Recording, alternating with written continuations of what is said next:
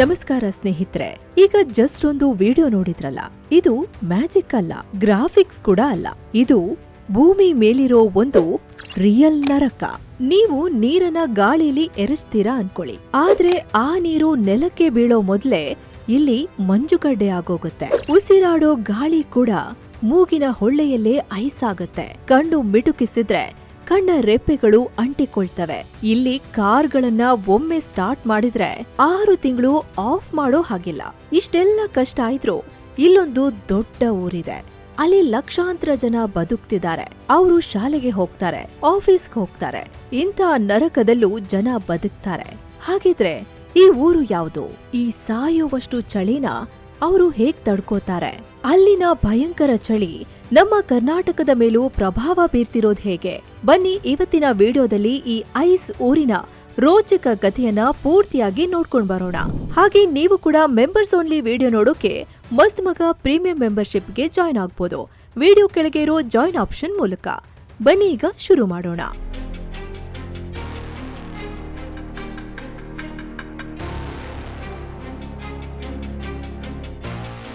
ಮಂಗಳ ಗ್ರಹಕ್ಕಿಂತಲೂ ಕೋಲ್ಡ್. ಯಾವುದು ಇದು? ಹಿಮನಗರ.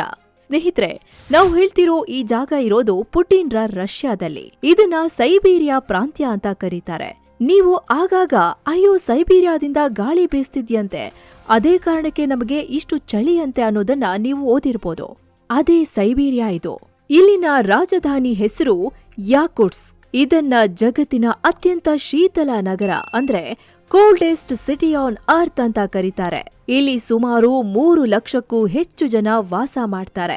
ಇದೇ ಊರಿನಿಂದ ಸ್ವಲ್ಪ ಮುಂದಕ್ಕೆ ಹೋದ್ರೆ ಇಲ್ಲಿ ಓಮಿಯಾಕಾನ್ ಅನ್ನೋ ಹಳ್ಳಿ ಸಿಗುತ್ತೆ. ಇದು ಮನುಷ್ಯರು ವಾಸ ಮಾಡೋ ಜಗತ್ತಿನ ಅತಿ ತಣ್ಣನೆಯ ಹಳ್ಳಿ. ಇಲ್ಲಿ ಬರೋಬ್ಬರಿ -71.2 ಡಿಗ್ರಿ ಸೆಲ್ಸಿಯಸ್ ವರೆಗೆ ತಾಪಮಾನ ಕುಸಿದಿರೋ ದಾಖಲೆ ಇದೆ. ಸ್ನೇಹಿತರೆ, -71% ತಾಪಮಾನ ಅಂದ್ರೆ ಎಷ್ಟು ಗೊತ್ತಾ? ಮಂಗಳ ಗ್ರಹದ ಸರಾಸರಿ ತಾಪಮಾನವೇ -60 ಡಿಗ್ರಿ ಇರುತ್ತೆ. ಫ್ರಿಜ್ಜಲ್ಲಿ ಫ್ರೀಜರ್ ಇರುತ್ತೆ ನೋಡಿ, ಅದು -16 ಡಿಗ್ರಿಯಿಂದ 23 ಡಿಗ್ರಿ ತನಕ ಇರುತ್ತೆ. ಅಂದ್ರೆ ಈ ಜಾಗ ಅದರ 20 ಪಟ್ಟು ಕೋಲ್ಡ್ ಇದೆ. ಅಷ್ಟೇ ಅಲ್ಲ, ವಿಜ್ಞಾನಿಗಳು ಇದನ್ನ ಪರ್ಮಾಫ್ರಾಸ್ಟ್ ಅಂತ ಕರೀತಾರೆ. ಅಂದ್ರೆ ಇಲ್ಲಿನ ಮಣ್ಣು ಸಾವಿರಾರು ವರ್ಷಗಳಿಂದ ಹಾಗೆ ಫ್ರೀಸ್ ಆಗಿ ಹೋಗಿದೆ. ನೀವು ನೆಲವನ್ನ 1 ಅಡಿ ಅಗೆಯೋಕೆ ಹೋದ್ರೂ ಅದು ಸಾಧ್ಯ ಇಲ್ಲ. ಅದು ಕಾಂಕ್ರೀಟ್ ತರ ಗಟ್ಟಿಯಾಗಿರುತ್ತೆ. ಸುಮಾರು 100 ರಿಂದ 200 ಮೀಟರ್ ಆಳದವರೆಗೂ ಭೂಮಿ ಸಂಪೂರ್ಣವಾಗಿ ಮಂಜುಗಡ್ಡೆಯಿಂದ ಕೂಡಿಕೊಂಡಿದೆ. ನಿಮಗೆ ಇಲ್ಲೊಂದು ಡೌಟ್ ಬರ್ಬೋದು, ಇಲ್ಲಿನ ಜನ ಮನೆ ಹೇಗೆ ಕಟ್ತಾರೆ ಅಂತ. ಅದಕ್ಕೆ ಉತ್ತರ ಸಿಂಪಲ್. ನೀವು ಯಾಕುಟ್ಸ್ ನಗರದ ಫೋಟೋಗಳನ್ನ ಸರಿಯಾಗಿ ಗಮನಿಸಿರ್ಬೋದು. ಇಲ್ಲಿ ಒಂದು ವಿಚಿತ್ರ ಕಾಣಿಸುತ್ತೆ. ಇಲ್ಲಿನ ಯಾವುದೇ ದೊಡ್ಡ ಕಟ್ಟಡಗಳನ್ನ ನೇರವಾಗಿ ನೆಲದ ಮೇಲೆ ಕಟ್ಟಿಲ್ಲ. ಎಲ್ಲಾ ಕಟ್ಟಡಗಳನ್ನ ಕಾಂಕ್ರೀಟ್ ಪಿಲ್ಲರ್ಗಳ ಮೇಲೆ ನೆಲದಿಂದ 6-7 ಅಡಿ ಎತ್ತರದಲ್ಲಿ ಕಟ್ಟಿದ್ದಾರೆ. ಯಾಕೆ ಹೀಗೆ ಅಂದ್ರೆ, ಸಾಮಾನ್ಯವಾಗಿ ಈ ರೀತಿ ಹೆವಿ ಕೋಲ್ಡ್ ಇರೋ ಪ್ರದೇಶದಲ್ಲಿ ಮನೆ ಬೆಚ್ಚಗಿಡೋಕೆ ಹೀಟರ್ಗಳನ್ನ ಯೂಸ್ ಮಾಡ್ತಾರೆ. ಒಂದ್ ವೇಳೆ ಮನೆ ನೇರವಾಗಿ ನೆಲದ ಮೇಲೆ ಕಟ್ಟಿದ್ರೆ ಮನೆಯ ಹೀಟ್ ನೆಲಕ್ಕೆ ಇಳಿಯುತ್ತೆ. ಆಗ ನೆಲದಡಿಯಲ್ಲಿರೋ ಮಂಜುಗಡ್ಡೆ ಕರಗಲು ಶುರುವಾಗುತ್ತೆ. ಯಾವಾಗ ಮಂಜುಗಡ್ಡೆ ಕರಗುತ್ತೋ ಮಣ್ಣು ಲೂಸ್ ಆಗುತ್ತೆ. ಆಗ ಇಡೀ ಬಿಲ್ಡಿಂಗ್ ಕುಸಿದು ಬೀಳುತ್ತೆ. ಅದಕ್ಕಾಗಿಯೇ ಗಾಳಿ ಆಡಲಿ ಅಂತ ನೆಲದಿಂದ ಮೇಲ್ಭಾಗದಲ್ಲಿ ಪಿಲ್ಲರ್ ಹಾಕಿ ಮನೆ ಕಟ್ತಾರೆ. ಇನ್ನು ಇಲ್ಲಿ ಮತ್ತೊಂದು ವಿಚಿತ್ರ ಅಂದ್ರೆ, ಇಲ್ಲಿನ ಗ್ಯಾಸ್ ಪೈಪ್ ಮತ್ತು ನೀರಿನ ಪೈಪ್ಗಳೆಲ್ಲ ನೆಲದ ಮೇಲ್ಭಾಗದಲ್ಲಿರುತ್ತೆ. ಇಲ್ಲಿ ಅಂಡರ್ ಗ್ರೌಂಡ್ ಪೈಪ್ ಹಾಕೋಕೆ ಆಗಲ್ಲ, ಯಾಕಂದ್ರೆ ಸುಲಭವಾಗಿ ಮಣ್ಣು ಅಗಿಯೋಕೆ ಆಗಲ್ಲ. ಎರಡನೇದು, ಅಕಸ್ಮಾತ್ ಪೈಪ್ ಒಳಗಿನ ನೀರು ಫ್ರೀಸ್ ಆದ್ರೆ ಪೈಪ್ ಒಡೆದು ಹೋಗುತ್ತೆ. ಅದಕ್ಕೆ ದೊಡ್ಡ ದೊಡ್ಡ ಹೀಟಿಂಗ್ ಸ್ಟೇಷನ್ಗಳ ಮೂಲಕ ಸದಾ ಬಿಸಿ ನೀರನ್ನ ಪಂಪ್ ಮಾಡ್ತಾ ಇರ್ತಾರೆ. ಕಾರು ನಿಲ್ಸಿದ್ರೆ ಕಥೆ ಮುಗೀತು. ಹೌದು, ಇಲ್ಲಿನ ಚಳಿ ಎಷ್ಟಿರುತ್ತೆ ಅಂದ್ರೆ ಲೋಹ ಸಹ ಗಾಜಿನ ತರ ಒಡೆದು ಹೋಗುತ್ತೆ. ಅದರಲ್ಲೂ ವಾಹನಗಳನ್ನ ಓಡಿಸೋದು ದೊಡ್ಡ ಸಾಹಸ. ಇಲ್ಲಿನ ಒಂದು ಗೋಲ್ಡನ್ ರೂಲ್ ಇದೆ. ಅಕ್ಟೋಬರ್ ಇಂದ ಏಪ್ರಿಲ್ ವರೆಗೂ ಕಾರಿನ ಇಂಜಿನ್ ಆಫ್ ಮಾಡಬಾರ್ದು ಅಂತ. Office, super market, parking lot ಎಲ್ಲೇ ಕಾರ್ ನಿಲ್ಸಿದ್ರೂ ಎಂಜಿನ್ ನ ಆನ್ ನಲ್ಲೇ ಇಟ್ಟಿರ್ತಾರೆ. ಒಂದ್ ವೇಳೆ ಕಾರು ಆಫ್ ಮಾಡಿ ಅರ್ಧ ಗಂಟೆ ಬಿಟ್ರೆ ಕಾರಿನ ಒಳಗಿರೋ ಇಂಜಿನ್ ಆಯಿಲ್, ಬ್ರೇಕ್ ಆಯಿಲ್ ಎಲ್ಲವೂ ಜೆಲ್ಲಿಯಂತೆ ಗಟ್ಟಿಯಾಗತ್ತೆ. ಬ್ಯಾಟ್ರಿ ಸತ್ ಹೋಗುತ್ತೆ.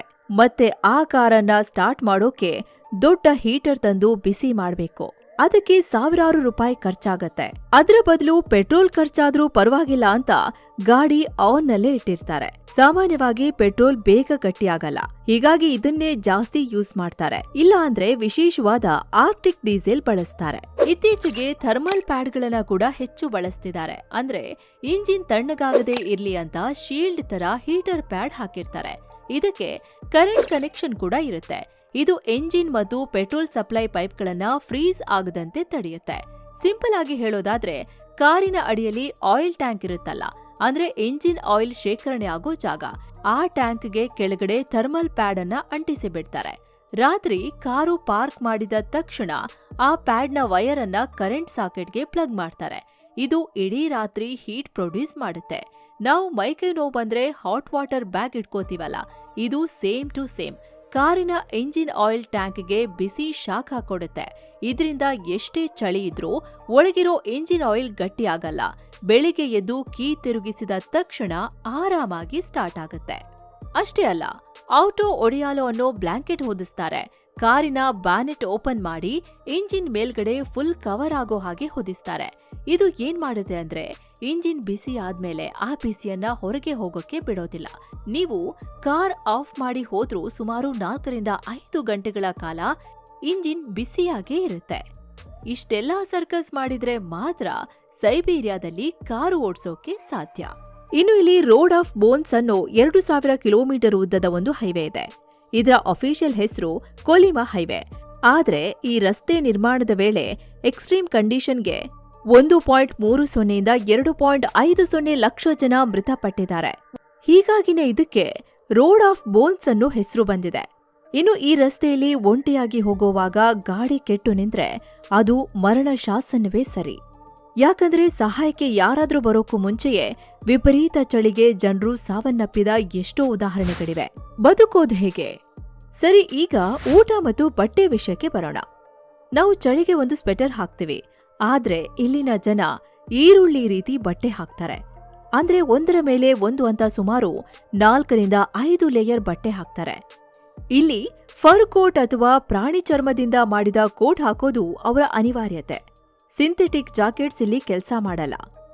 ರಿಯಲ್ ಪ್ರಾಣಿಗಳ ಚರ್ಮ ಮಾತ್ರ ಆ -60 ಡಿಗ್ರಿ ಚಳಿನ ತಡೆಯೋ ಶಕ್ತಿ ಹೊಂದಿದೆ. ಇನ್ನು ಇಲ್ಲಿನ ಮಾರ್ಕೆಟ್ ಇನ್ನೂ ಅಚ್ಚರಿಯಾಗತ್ತೆ. ಯಾಕಂದ್ರೆ ಮೀನು ಮಾರುವವರು ಮೀನನ್ನ ಟ್ರೇನಲ್ಲೇ ಇಟ್ಟಿರಲ್ಲ, ಬದಲಾಗಿ ಬುಟ್ಟಿಯಲ್ಲಿ ಕಡ್ಡಿಗಳ ತರ ನೇರವಾಗಿ ನಿಲ್ಸಿ ಇಟ್ಟಿರ್ತಾರೆ. ಯಾಕಂದ್ರೆ ಮೀನು ಹಿಡಿದು ಹೊರಗೆ ತೆಗೆದ ತಕ್ಷಣ ಕೇವಲ 10 ಸೆಕೆಂಡ್ನಲ್ಲಿ ಅದು ಕಲ್ಲಿನ ತರ ಗಟ್ಟಿಯಾಗತ್ತೆ. ಇನ್ನು ಸೈಬೀರಿಯಾ ಜನ ತರಕಾರಿ, ಹಣ್ಣುಗಳನ್ನ ಜಾಸ್ತಿ ತಿನ್ನಲ್ಲ. ಯಾಕಂದ್ರೆ ಇಲ್ಲಿ ಬೆಳೆಯೋಕೆ ಆಗಲ್ಲ. ಇಂಪೋರ್ಟ್ ಮಾಡೋದು ತುಂಬಾನೇ ದುಬಾರಿ. ಹೀಗಾಗಿ ಮಾಂಸವನ್ನೇ ಪ್ರಧಾನ ಆಹಾರವಾಗಿ ಸೇವಿಸ್ತಾರೆ. ಕುದುರೆ ಮಾಂಸ, ಜಿಂಕೆ ಮಾಂಸ ಇವರಿಗೆ ಇಷ್ಟ. ಅದರಲ್ಲೂ ಸ್ಟ್ರೋಗಾನಿನಾ ಅನ್ನೋದು ಇಲ್ಲಿನ ಸ್ಪೆಷಲ್ ಡಿಶ್. ಅಂದ್ರೆ ನದಿಯಿಂದ ಹಿಡಿದ ಮೀನನ್ನ ಬೇಯಿಸಲ್ಲ, ಅದು ಫ್ರೀಸ್ ಆಗಿರುತ್ತಲ್ಲ. ಹೀಗಾಗಿ ಅದನ್ನೇ ತೆಳುವಾಗಿ ಸ್ಲೈಸ್ ಮಾಡಿ ಉಪ್ಪು ಖಾರ ಹಚ್ಕೊಂಡು ಹಸಿಯಾಗಿಯೇ ತಿಂತಾರೆ. ಹಸಿ ಮಾಂಸದಲ್ಲಿರೋ ವಿಟಮಿನ್ಸ್ ಮತ್ತು ಕೊಬ್ಬಿನಂಶ ಅವರ ದೇಹವನ್ನ ಬೆಚ್ಚಗಿಡೋದಕ್ಕೆ ಸಹಾಯ ಮಾಡುತ್ತೆ. ನೀರಿಗೆ ಏನ್ ಮಾಡ್ತಾರೆ?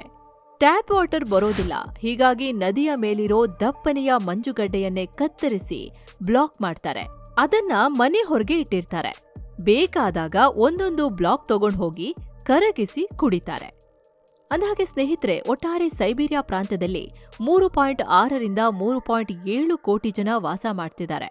ಅದರಲ್ಲೂ ಸಾಕಷ್ಟು ಊರುಗಳಲ್ಲಿ ಇದೇ ಪರಿಸ್ಥಿತಿ ಇದೆ. ಸೈಬೀರಿಯಾದ ಈ ಭಯಾನಕ ವಾತಾವರಣಕ್ಕೆ ಆ ಪ್ರದೇಶದ ಜಿಯೋಗ್ರಾಫಿಕ್ ಕಂಡೀಷನ್ ಕಾರಣ. ಇದು ಉತ್ತರ ಧ್ರುವಕ್ಕೆ ತುಂಬಾ ಹತ್ರದಲ್ಲಿದೆ. ಹೀಗಾಗಿ ಸೂರ್ಯನ ಕಿರಣಗಳು ಬೀಳೋದು ಬಹಳ ಕಡಿಮೆ. ಜೊತೆಗೆ ಪರ್ವತ ಪ್ರದೇಶ ಸುತ್ತುವರಿದಿರೋದ್ರಿಂದ ತಣ್ಣನೆ ಗಾಳಿ ಅಲ್ಲೇ ಉಳಿದು ತಾಪಮಾನವನ್ನ ಇನ್ನಷ್ಟು ಕುಸಿಯುವಂತೆ ಮಾಡುತ್ತೆ. ಸೈಬೀರಿಯಾದ ಗಾಳಿ ಮತ್ತು ಭಾರತ. ಇನ್ನು ಈ ಸೈಬೀರಿಯಾದ ಗಾಳಿಗೂ ಭಾರತಕ್ಕೂ ಸಂಬಂಧ ಇದೆ. ಚಳಿಗಾಲದಲ್ಲಿ ಸೈಬೀರಿಯಾ ಮತ್ತು ಮಧ್ಯ ಏಷ್ಯಾದಲ್ಲಿ ವಿಪರೀತ ಚಳಿ ಇರುತ್ತೆ. ಗಾಳಿ ತಣ್ಣಗಿದ್ದಾಗ ಭಾರ ಆಗುತ್ತೆ. ಹೀಗಾಗಿ ಅಲ್ಲಿ ಅಧಿಕ ಒತ್ತಡ ಅಥವಾ ಹೈ ಪ್ರೆಷರ್ ಕ್ರಿಯೇಟ್ ಆಗುತ್ತೆ. ನಿಸರ್ಗದ ನಿಯಮ ಏನಂದ್ರೆ, ಗಾಳಿ ಯಾವಾಗ್ಲೂ ಹೈ ಪ್ರೆಷರ್ ಇಂದ ಲೋ ಪ್ರೆಷರ್ ಕಡೆ ಓಡುತ್ತೆ. ಸೊ ಈ ತಣ್ಣನೆಯ ಭಾರವಾದ ಗಾಳಿ ಅಫ್ಘಾನಿಸ್ತಾನ, ಪಾಕಿಸ್ತಾನ ಮಾರ್ಗವಾಗಿ ಭಾರತ, ಚೀನಾ ಕಡೆಗೆ ನುಗ್ಗುತ್ತೆ. ಇದನ್ನೇ ನಾವು ವೆಸ್ಟರ್ನ್ ಡಿಸ್ಟರ್ಬೆನ್ಸ್ ಅಂತ ಕರಿತೀವಿ. ಈ ಗಾಳಿ ನೇರವಾಗಿ ಬಂದು ಹಿಮಾಲಯ ಪರ್ವತಕ್ಕೆ ಡಿಕ್ಕಿ ಹೊಡೆಯುತ್ತೆ. ಆಗ ಹಿಮಾಲಯದ ತುದಿಯಲ್ಲಿರೋ ಚಳಿಯನ್ನ ಕೂಡ ದೋಚಿಕೊಂಡು ಉತ್ತರ ಭಾರತದ ಮೈದಾನ ಪ್ರದೇಶಕ್ಕೆ ಅಂದ್ರೆ ದೆಹಲಿ, ಪಂಜಾಬ್ ಕಡೆ ಎಂಟ್ರಿ ಕೊಡುತ್ತೆ.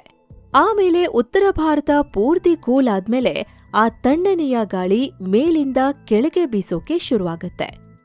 ಮಧ್ಯದಲ್ಲಿ ಈ ಗಾಳಿಯನ್ನ ತಡೆಯೋಕೆ ದೊಡ್ಡ ಪರ್ವತಗಳಿಲ್ಲ. ಹೀಗಾಗಿ ಆ ಉತ್ತರದ ಗಾಳಿ ಮಹಾರಾಷ್ಟ್ರ ದಾಟಿ ನಮ್ಮ ಕರ್ನಾಟಕಕ್ಕೂ ಎಂಟ್ರಿ ಕೊಡುತ್ತೆ. ಗೊತ್ತಿರ್ಲಿ, ನಮಗೆ ಬೀಸೋದು ಡೈರೆಕ್ಟ್ ಸೈಬೀರಿಯಾ ಗಾಳಿ ಅಲ್ಲ. ಆದ್ರೆ ಸೈಬೀರಿಯಾದಿಂದ ತಣ್ಣಗಾಗಿ ಹಿಮಾಲಯದಿಂದ ಇನ್ನೂ ಫ್ರೀಸ್ ಆಗಿ ಬರ್ತಿರೋ ಫಿಲ್ಟರ್ಡ್ ಗಾಳಿ. ಅದಕ್ಕೆ ಡಿಸೆಂಬರ್ ಜನವರಿಲಿ ಬೀದರ್, ವಿಜಯಪುರ, ಬೆಳಗಾವಿ ಕಡೆ ಚಳಿ ವಿಪರೀತ ಇರುತ್ತೆ. ಯಾಕಂದ್ರೆ ಉತ್ತರಕ್ಕೆ ಅದೇ ನಮ್ಮ ಎಂಟ್ರಿ ಗೇಟ್. ಅಲ್ಲಿಂದ ಅದು ಬೆಂಗಳೂರು, ಮೈಸೂರು ಕಡೆಗೂ ಪಾಸ್ ಆಗುತ್ತೆ. ಸೊ ನಮ್ಗೆ ಬೆಳಿಗ್ಗೆ ಎದ್ದ ತಕ್ಷಣ ಮೈ ನಡುಗಿಸೋ ಚಳಿ ಆಗ್ತಿದ್ಯಲ್ಲ, ಅದಕ್ಕೆ ಎಲ್ಲೋ ಸಾವಿರಾರು ಮೈಲಿ ದೂರದ ಸೈಬೀರಿಯಾದಲ್ಲಿ ಬೀಸೋ ಗಾಳಿನೂ ಒಂದು ಕಾರಣ. ಆದ್ರೆ ನಮ್ಮ ಅದೃಷ್ಟ, ಹಿಮಾಲಯ ಪರ್ವತಗಳು ಒಂದು ಎತ್ತರವಾದ ಗೋಡೆಯಂತೆ ನಿಂತು ಆ ರಾಕ್ಷಸ ಗಾಳಿಯನ್ನ ಅಲ್ಲೇ ತಡೆದು ನಿಲ್ಲಿಸ್ತಿದೆ. ಒಂದು ವೇಳೆ ಅದು ಇಲ್ಲ ಅಂದಿದ್ರೆ -50 ಡಿಗ್ರಿಯ ಕೊರೆಯೋ ಗಾಳಿ ನೇರವಾಗಿ ಭಾರತದ ಒಳಗೆ ನುಗ್ತಿತ್ತು. ಆಗ ದೆಹಲಿ, ಪಂಜಾಬ್ ಅಷ್ಟೇ ಅಲ್ಲ, ಇಡೀ ಉತ್ತರ ಭಾರತ ಮಂಜುಗಡ್ಡೆ ಮರುಭೂಮಿಯಾಗಿ ಹೋಗ್ತಿತ್ತು. ನಮ್ಮ ದಕ್ಷಿಣ ಭಾರತದಲ್ಲೂ ತಾಪಮಾನ ಮೈನಸ್ಗೆ ಹೋಗ್ತಿತ್ತು. ಸೊ ಫ್ರೆಂಡ್ಸ್, ಇದಾಗಿತ್ತು ಸೈಬೀರಿಯಾ ಮತ್ತು ಅಲ್ಲಿನ ಚಳಿಯ ಜೀವನದ ಬಗ್ಗೆ ನಿಮಗೆ ತಿಳಿಸೋ ಪ್ರಯತ್ನ. ನಿಮಗೇನನಿಸ್ತು ಅನ್ನೋದನ್ನ ಕಮೆಂಟ್ ಮಾಡಿ ತಿಳಿಸಿ. ಇದೇ ತರಹದ ಇಂಟ್ರೆಸ್ಟಿಂಗ್ ಮತ್ತು ರೋಚಕ ಮಾಹಿತಿಗಾಗಿ ಮಸ್ತ್ ಮಗ ಚಾನೆಲ್ನ ಸಬ್ಸ್ಕ್ರೈಬ್ ಮಾಡಿ. ವಿಡಿಯೋ ಇಷ್ಟ ಆಗಿದ್ರೆ ಲೈಕ್ ಕೊಡಿ. ಸಿಗೋಣ ಮುಂದಿನ ವಿಡಿಯೋದಲ್ಲಿ. ನಮಸ್ಕಾರ.